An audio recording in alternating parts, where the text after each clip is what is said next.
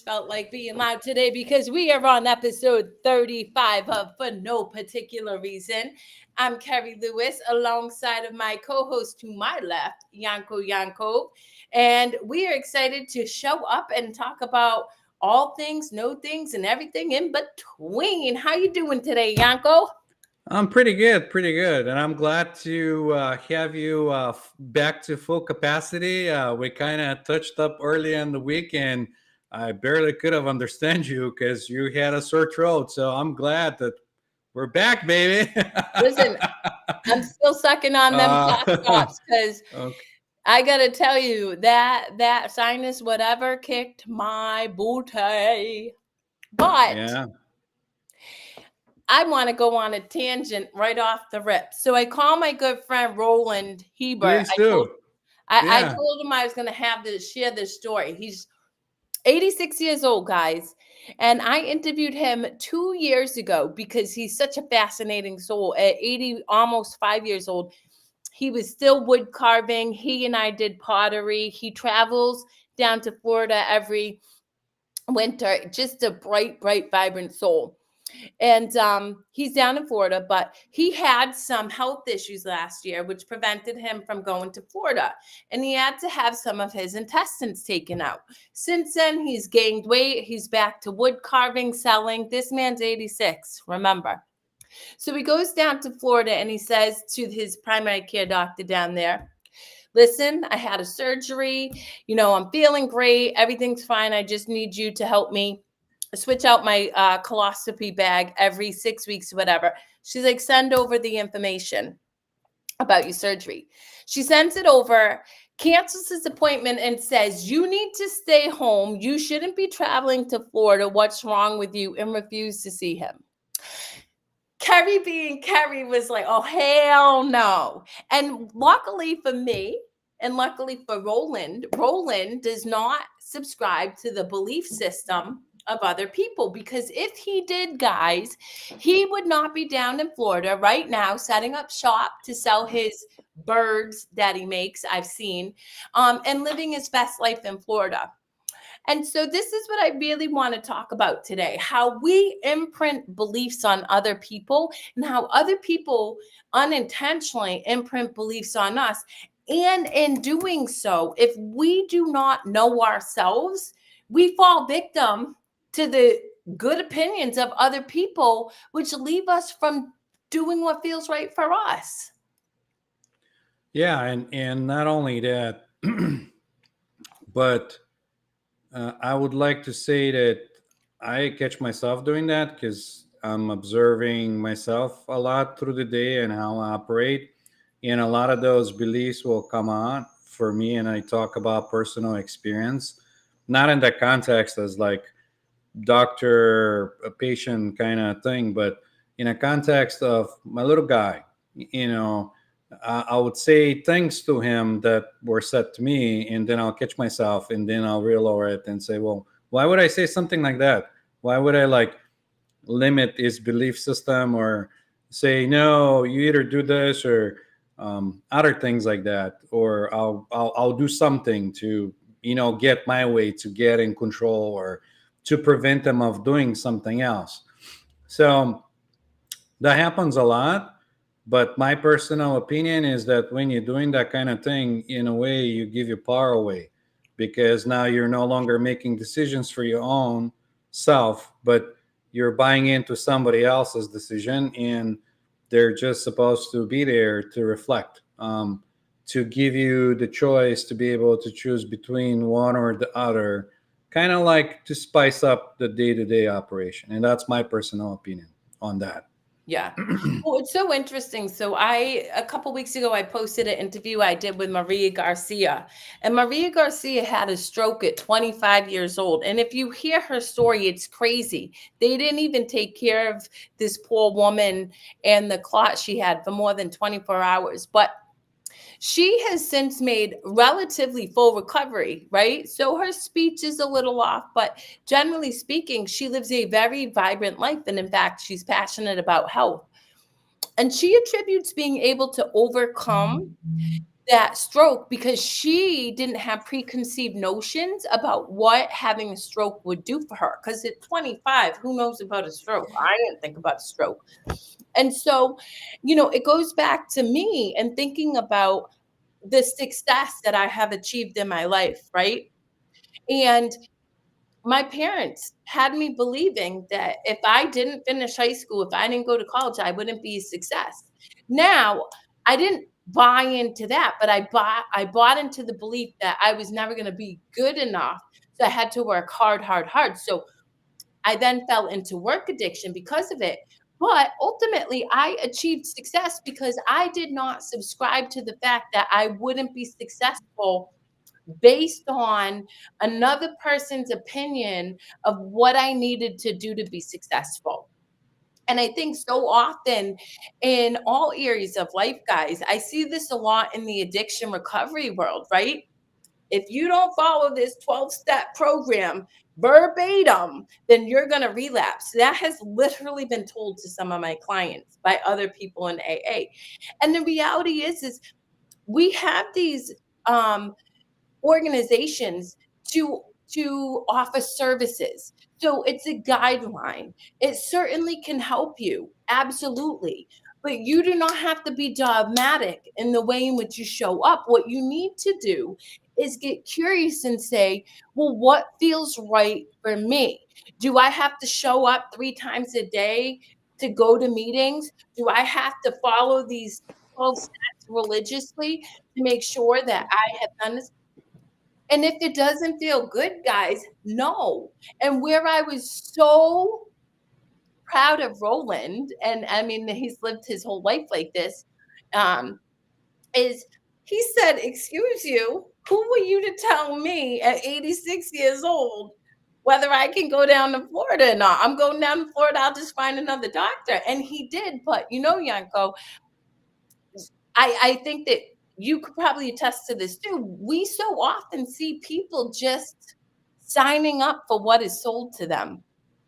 Right. And I think that's because a lot happens without our knowledge. We're not present. We're just kind of like we're just going without direction, and oh, this is what's happening, let's see what's the next thing, or like I gotta be there's like a guideline, maybe like you follow time to accommodate with other humans. But basically most of the stuff happens automatically. Like you don't stop and think, well, why did I just do that, or what's going on here? Or I'm not saying reject reality or reject everybody. It's good to have a reflection.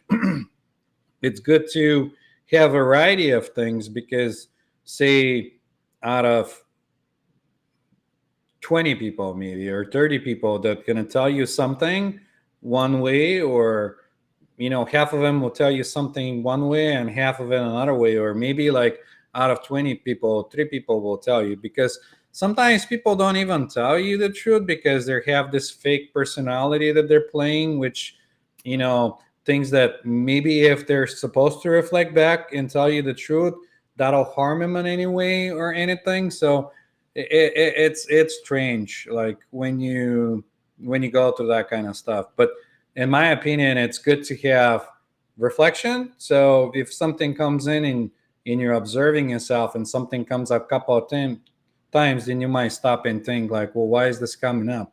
Like what is happening? Like maybe there's some truth to it. Like I don't have to be, like you said, dogmatic and say, no, no, no, just do me and this and that. Like if you're just observing and you don't have your way set in a way like this is what I know, and I'll stop here because of previous experiences or anything, then you're kind of limiting yourself.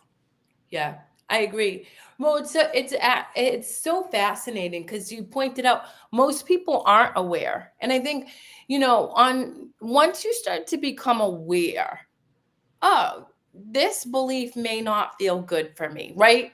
So again, I examined all the beliefs, and I continue to examine my beliefs every 2 years.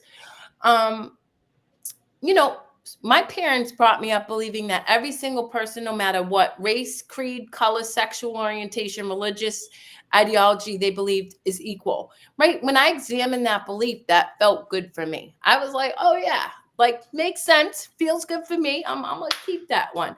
Then there's the beliefs that I didn't agree with.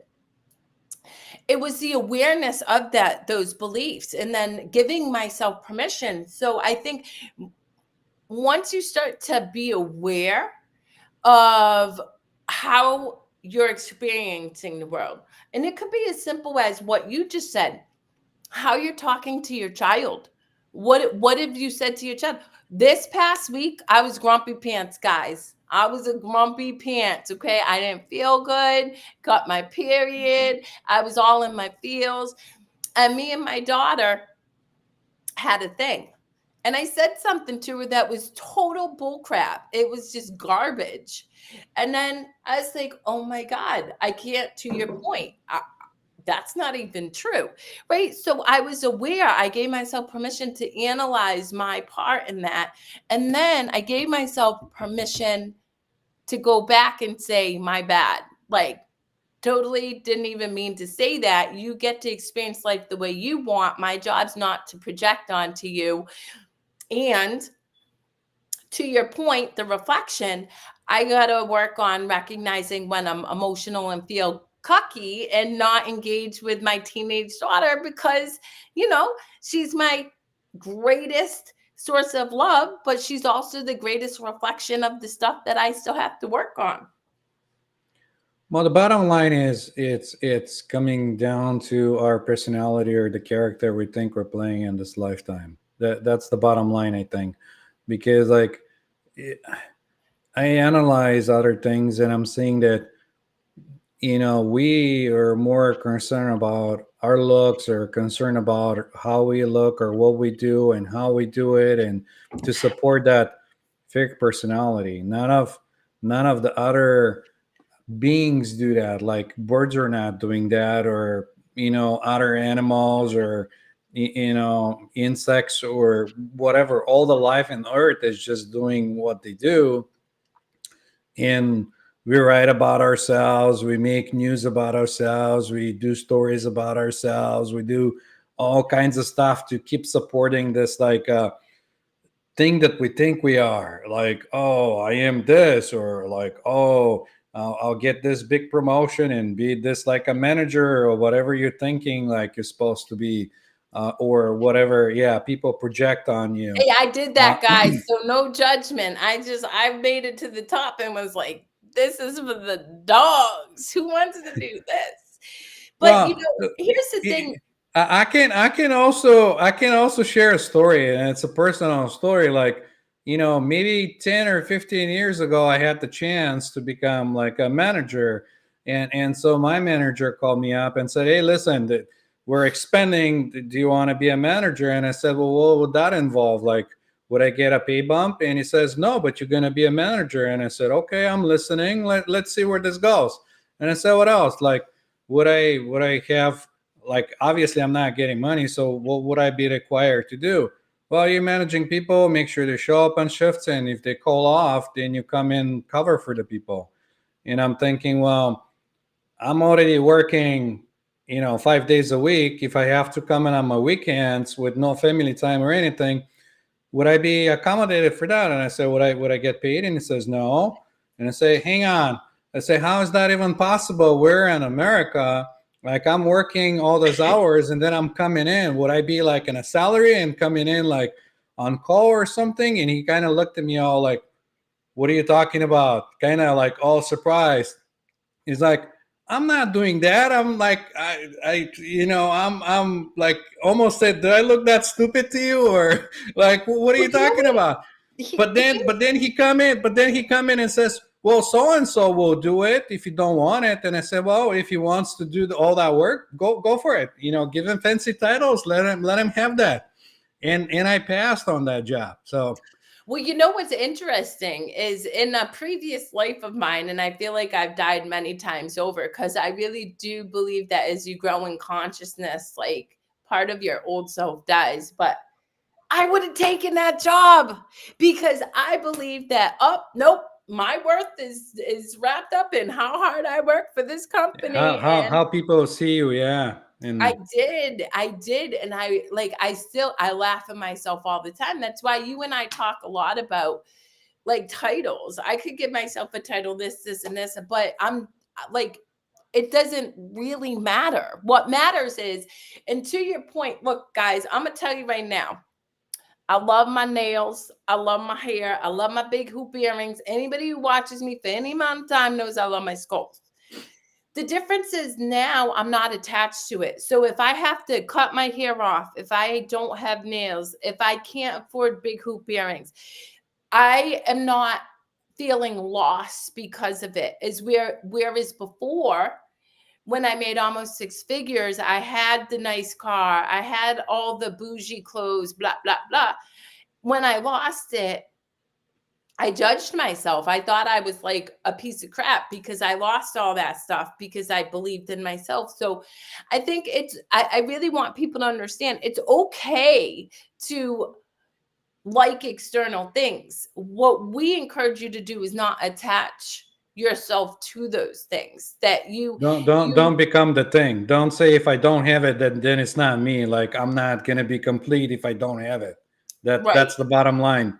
Yeah. And so for me, yeah, I have a certain look I enjoy being able to show up as, but ultimately at the end of the day, I always ask myself, did I show up as love and was I compassionate? And lastly, did I laugh a lot? Because I think that it's really important that we laugh often because nothing is that serious. I know it feels hard when you're struggling in the midst of suffering. I get it. But even the other day, right, I put eardrops in my eye. I'm burning the crap out of my eye, and I'm just laughing because of the hilarity of it. Like, I felt crappy. I'm burning my eye, and it's just another opportunity to choose either laughter, or I could be like, "Oh my God, I'm in so much pain. What's wrong with me, Kerri?" Blah blah, right? And that Yeah, doesn't feel good. don't take yourself seriously. Like Yeah, you it feels like know. crap. Yeah. Yeah. But to your point, when you're saying like you feel like you've done this, I come across like a really nice it wasn't like really nice, but it was close to what I think a movie called Infinite and Amazon about like some percentage of people that remember all their reincarnations when they come to Earth, like right off the bat, and they separate again, like there's the nihilists that want everything to end, and then there's the the infinites that want to help humanity evolve and help them by having all this knowledge that they acquire to help humanity with every lifetime or whatever. So that was kind of like, I'm sure you haven't seen it, but if you have a time, check it out. It was kind of a nice movie. Hmm. Um, You know, here's the thing I got to tell you. Um, I was journaling, and of course, I read extensively all the time. And I read something about how connection to love, connection to source, connection to God, to whatever it is you believe, or science, right? Because science proves that there's a conscious universe, even if it's invisible atoms. I don't care if you believe in us existing in boogers, whatever. Like, right? Individuality, authenticity is the highest form of love, guys. And I think that science has proven it, right? There was an experiment done, I want to say based out of Spain, where they took a certain amount of people, I want to say 100 people, and they placed them in an energetic free vacuum. And they were able to measure their frequency, their life force, their vitality, so to speak, their based chi. on the emotions and how they showed up in the world. And they measured authenticity as being more powerful than unconditional love. And I believe that to be true because, and I've told people this all the time, I've talked to coaches, I've talked to friends who are like, oh, what are you doing to market your business? I'm not playing.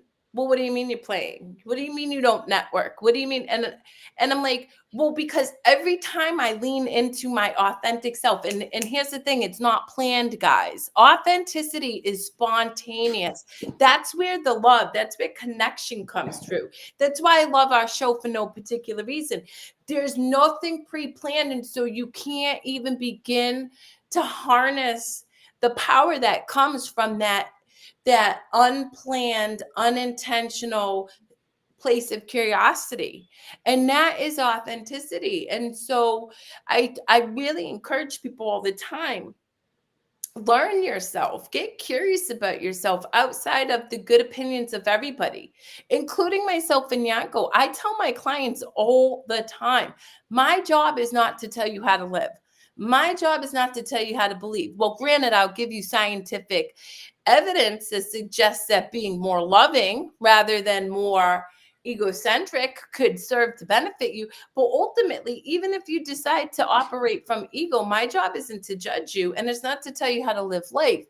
It's to provide a space where you feel safe to get curious about yourself and show up as yourself, because in that you are love, in that you are so connected to like infinite potential and reality. And even Albert Einstein said, like, our imagination, right? That when we're in just being, our imagination is free to fly. That's what we manifest as our unique self. And that's important. And that's why you got to stop listening to what people tell you, including doctors and stuff, if it doesn't feel right for you. If it does, do it. I have clients who love their doctors, who feel really supported. Awesome. I'm not telling you fire your doctor. I am telling you, if it feels ick, don't subscribe to what they try to tell you, because what they try to tell you isn't necessarily what is in your highest good. And I like to remind people that we're not doctors, we're not medical officials, we're not like telling people how, we're not curing anybody or anything.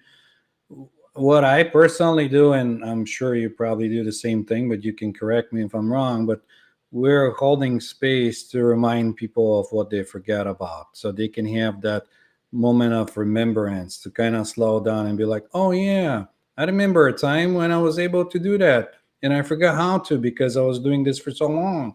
Now I know I can go back to do what I was doing because and I see that with a lot of people. They say, remember when I was a kid, the world was so vibrant and everything was so fun and everything was so exciting, and now everything is so dark and like, like you don't want to do things. And then to get to that place of remembrance and you start to remember, like, yeah, I was doing that. Like, why did I stop doing that? And then that's where the stuff starts to happen. Mm. So Well, it's interesting. I don't ask myself why I stopped doing that, because I feel like that can lead people down a rabbit hole of overthinking. I just do it.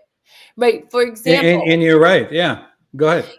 yeah, for example, when I was little, I mean, my whole family will attest. I would sing at the top of my lungs like I was performing in front of thousands of people. And at some point I stopped. And then, just one day I'm like, why don't I do that? And I didn't think about it. I was like, I'm gonna sing, and I do. And now I just sing. I sing for random clients, I'll sing for random people, I'll meet somebody and start singing, and it brings me joy. It doesn't have to be anything other than, in that moment, I give myself permission to do what feels right for me. And I think that's what you and I do for people, is we we guide them to open themselves up to the possibility of doing what feels right for them, and remembering, because you're right, the younger we are, the more free we are, until we're conditioned by Right, and societal that's where, yeah, expectations. programming comes in place, and Yeah. that's why you're like, why did I stop doing that? Oh, people told me that I probably won't make money by singing or Oh something yeah. along the lines might come up like that. Yep. But that's just an example. Everyone is different. There's people that are really stuck in the mind and they overanalyze everything and they keep doing it, and then when time comes for a decision, they make a snap decision just like that. And and then they go back and be hard on themselves and say, well, I took all this time to rethink it and everything, and why did I did that? In the end, I made the wrong decision. There's no wrong or right decision. There's just like happening. But like there is over analytical people that are out there, and that wasn't what I was referring to. I was just giving an example, something that came to mind. Um, Well, you know, from my experience, people overthink themselves into inaction, right? I tell, not only in that, they can overthink themselves in anxiety. They can overthink themselves in a panic attack. They can overthink themselves in many different things. It's in not like, suffering. yeah, like you may overthink yourself on like shopping or other things, and like it's just like it keeps going and going. But and that's the thing. If you don't observe yourself and you follow for those, you become like a robot. You think you're making decisions, but you don't, because your mind just throws things at you and you just act on it, whatever your mind throws at you. You um know, it's funny. For a long time, I believed that people were addicted to suffering, and to some degree, I believe that's true, right? Because to change requires stepping into the unknown, and that's scary. But even more than that, fundamentally, as I continue to do the work and I'm immersed with people, people are addicted to overthinking. People are addicted. Here's the thing, I love this. When I work with a client struggling with addiction, I don't tell them to quit the drink. I teach them how to learn tools to nurture themselves so they don't need the drink, right? First thing, water. Most people dehydrated, like 90%. Just saying, guess what this brain exists of? 70% water or more. So I tell them, grab water, right? Put it by your bedstand in the morning. You wake up, you drink the water, you celebrate. Cool, right? You think that's easy. It's not when you're trying to create a change. Now, yeah, what happens is 10 o'clock comes around, the person remembers, oh crap, I didn't drink water. Instead of taking the water, drinking it, which is really all you need to do, they go on a 20-minute barrage of, see, I told you I couldn't change. I don't know how to do this. I can't do this, instead of picking up the water. And that's why I tell people, you're just addicted to overthinking. Get up. I had a client just this other day, they're doing great, and all of a sudden they start to beep, spiral down. I said, well, what have you done all day? Nothing. What are you doing? Thinking? Get out. Get out. The right, thinking is the problem. Just go do anything. I don't even care if you take 2 steps to the left and 2 steps to the right. You're not thinking anymore. And so it's really challenging people to not only become aware of what thoughts you're thinking, but become aware of the fact that you're stuck in thinking in the first place. and it goes even deeper. Like once you start watching your thought patterns and in your thoughts, soon you realize that your thoughts create your emotions, and then you go like, well, how did that happen? Like I was just happy, and all of a sudden I had those thoughts, and now I'm feeling miserable, and what is that about? So again, a lot of the stuff just happens and comes and goes. It's not something that you do. You can't claim that your thoughts are your thoughts, because you don't control your thoughts. You can say, maybe my hand, it's my hand because I can do this with my hand. But with the thoughts, you can't predict your thoughts. You can say what are you going to think of. And same goes with emotions. You get emotional and you attempt to control your emotions when you get to that point, and it's interesting. Well, um here's it, my thing. it I'm not a fan of trying to control emotion. I am a fan of catching thoughts. And what I mean by this is, to your point, we're not our thoughts. Like, we have thoughts all the time. Where we get into trouble is when we attach to a thought. So if I have a thought, crap, I didn't drink water, man, this is really hard. But then I pick up the water, no biggie, right? Or, I didn't drink water. Oh, there's a bird flying. Oh, there's a tree, right? No biggie. You're not creating momentum. What happens though is we have a thought and we attach to it, and then we cultivate energy around that thought, which then creates the emotion. And then now you either feel good or bad or whatever. And if I feel bad, I allow myself to experience it, because in that emotion, I'm reminded, oh, I don't want to feel like this. I got it. That's not a thought that I'm going to feed next time. And that's why I tell people, we're constantly learning ourselves. You and me are constantly learning ourselves. We don't know what thought we're going to have next. We don't, and particularly as you grow and expand, right? And have new opportunities, you're going to have new thoughts and you're going to have new experiences. It's just giving yourself permission to say, okay, this does not feel good, right? What was the thought I had that created this feeling? And then what thoughts can I have to neutralize this feeling and then move forward? Yeah. And Guys, I'm going to be right back. I need to blow my nose, and that's if not cute on camera. and if you get to a point when there's no thoughts and you observe yourself and you just sit on no thoughts, but then there is emotion, you'll be interested to find out where that emotion came from. That's also an interesting thing. But just like thoughts, to my experience, emotions just come and go, like anything else. Um, so knowing that emotions come and go, then you don't get attached to your emotions like you're getting attached to your thoughts. Like if you're getting attached to your thoughts of thinking like this is me, this is who I am, or if you're getting attached to your emotions, it's kind of the same. You think that without feeling certain way, you're not going to be this or that, then you let go of that as well. So, it's just like thoughts are not thoughts, they're not your thoughts. And I would give that as example to the people that like to think a lot, that you know if you take your thoughts is a information that comes from a radio station because you have a lot going on, you're just catching random radio stations. It's kind of like spinning the dial on your radio and you get this, and then maybe you don't like it, you change the station, another station comes in, you get something else. And that's how it is usually with thoughts. Like they come and go, like you're catching them from the air. You might have different thoughts, you might not have thoughts, you might even experience not having a thought for a while. And that's kind of strange thing when it happens to you. I had a conversation with friends that said that there's no way you cannot, not have thoughts. They're like constantly going.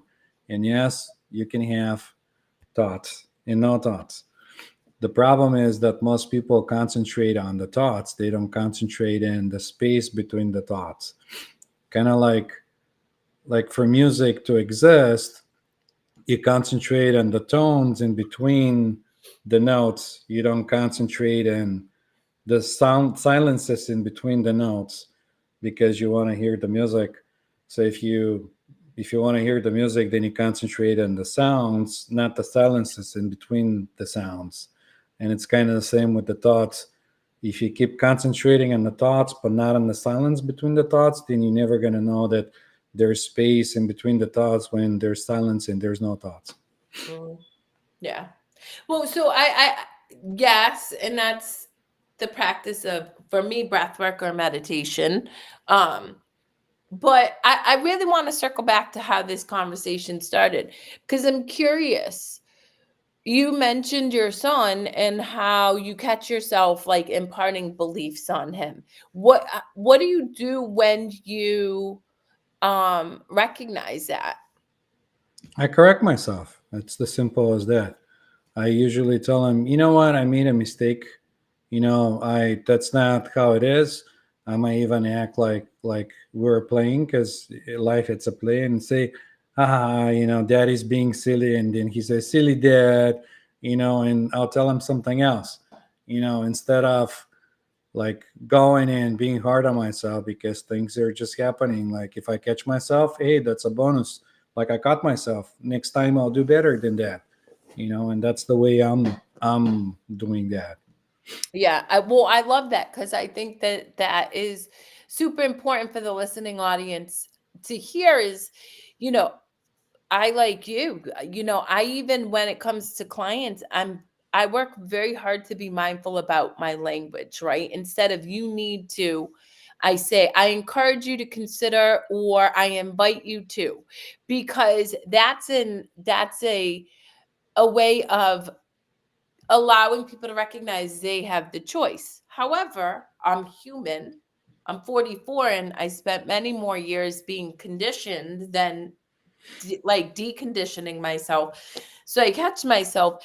And I think the beauty of being aware is being able to say, oh, psych, I didn't mean that, and course correcting in the moment. And to your point, I'm super vulnerable with my clients, with my children, with my friends, with my partner, because that's just it also serves as a reminder for next time. Like if I'm aware of it, I caught it, and didn't beat myself up, I just move forward and not beating myself about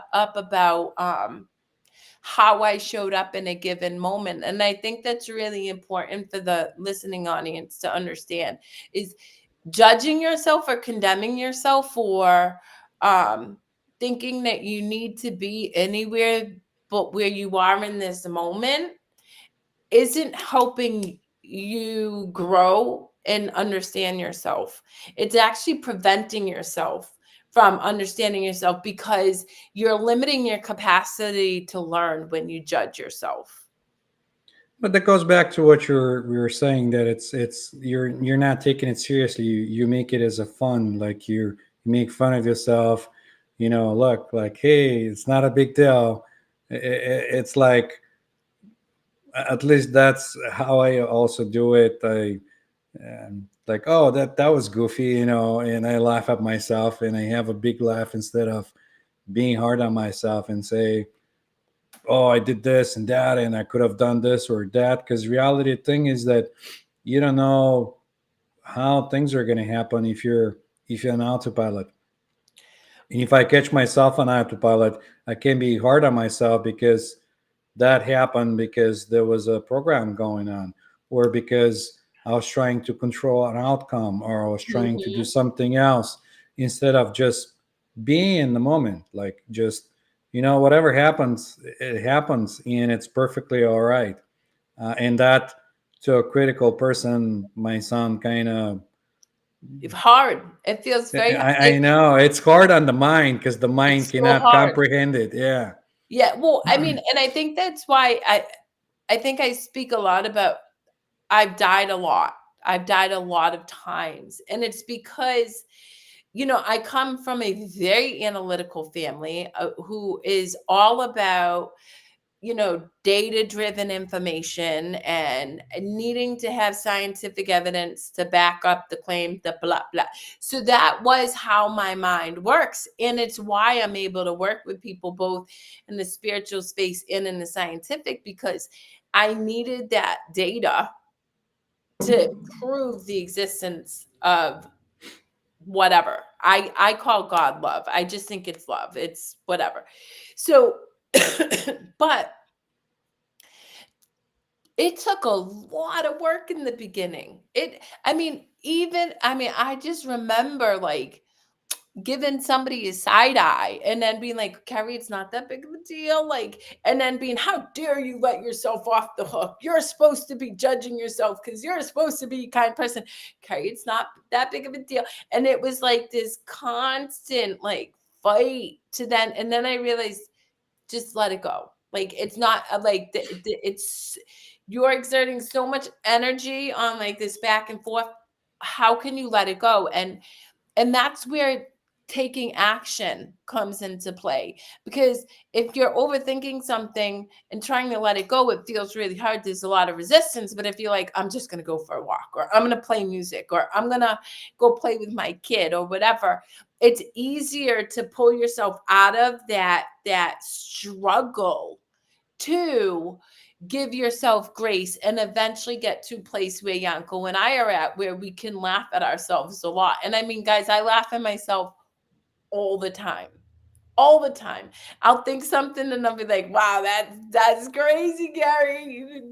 And you just keep it moving. But it's a practice. And for anybody who's like, that seems really hard, it takes effort. It really does. But if you take action, it can feel easier. And you get more adept at it.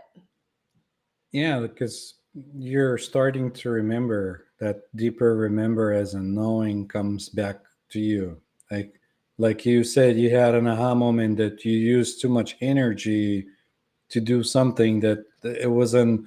Like reality is this is all part of programming and things that you think you should or shouldn't be, that's coming up, and this is why that's happening. um, and it's hard. I don't even know how this whole process of letting go happens. um, like it, and I'm sure it's different for everyone because everyone is different. Like everyone deals with their day-to-day challenges in a different way. So, I see people that they see it, they're aware of like what's going on, they see the problem, but they're so addicted, like they're clinched to it and they don't want to let go. Like almost that, you know, oh, this person did me wrong. How dare they did me wrong? Like I'll never allow this to happen. But at the same time, they see that it's not healthy for them and they're realizing it, but then they're just like so grabbed into it and they're not letting go. So I'm not really sure. Um, I sing. If I catch myself in suffering, guys, I'm like, oh, I'm thinking of silly song right now. Like, but even that doesn't work. it Like if works you for me. if you give them, if you give them the two things and you say, okay, here's your health and here's your suffering, would you rather be suffering but have how dare they did this to me, or would you be like, okay, I know that's not something that they should be excused about, but they did what they did, so I'm okay with that. I'm not giving them permission to continue to do that, but it happened. Okay, and they let go. So which one are you gonna choose? And then they go, what? How dare they did this to me? I Like know. continue on. It's like just dead cling to it. So Yeah, listen, in the field I work, trust and believe, I see it all the time. And I just chuckle because I'm like, would you rather be right or would you rather know peace? I tell people all the time, I could sit and take temper tantrums I like that. almost every day, right? Oh my God, I got sick. I do everything right. I drink water. I work out. I blah, blah. I got sick. Who cares? Like, it is what it is. But people do, like, they're just, and I think that's where I work to encourage people. There's no right or wrong, good or bad. It just is. And when you stop identifying a judgment attached to it and just allow yourself to, bear witness to the experience, you can learn from it instead of sitting suffering from that experience. And that's the reality of things. There's nothing you can do about the experience because you can't control the people around you. You can't control the weather. You can't control anything outside. All you can do is be okay with who you are. Control yourself. Yep. Like everything else, it's fantasies to me. Like anything else is just like you're living in some kind of bend reality that you think the things should be a certain way and you expect that from people, but they're not in your head. They don't know what's going on. you know But I'm gonna leave you guys with this because we're jumping a little early because Kerry's going away with Nana for the weekend. He's gonna be at Comic Con, and I am going to be at a hotel room enjoying a bathtub for 3 days. Um, when you get really, really attuned with yourself, you do have the power to influence. And what I mean by that is, I have a client at 3 today. Yesterday, I'm like, I don't want to work with my client at 3 today. Don't get me wrong, I love my client, but I want to be in Rhode Island hanging out. It's like, I want to work with my client on Saturday because Saturday, now I'll be away and I'll have more time to chill, chill, chill. I just thought about it. Right. This morning, I woke up. That client texts me, hey, sorry for the late notice, but I need to reschedule. Can we meet Saturday? And that is the power of intention, but it's flow, but it's like it's not controlling. It's hard to explain, but the point is guys, you guys are so much more powerful than you ever know. So much more powerful. And even I don't know my full capacity because I have limiting beliefs and I have, awareness that I have to continue to move through experience to have come to me because I don't know what I don't know. Um, but when you really get curious, you have the ability to control so much more than you think. And it's really, to Yanko's point, when you control your internal state, your external state is a reflection of what you experience inside.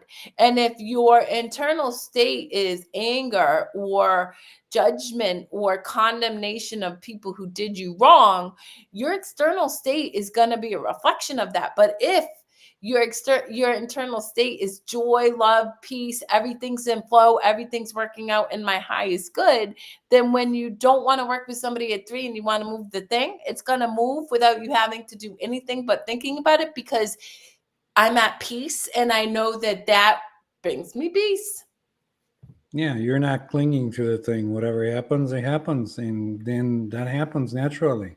Yep. So All it's all right, right. Yanko, you want to take us away? What do you want to leave the listening audience with today? As usually, anybody that watches, we thank you for being with us and spending the time. We really appreciate your time, and we appreciate you, following us. If you want to send us any of your thoughts, please do.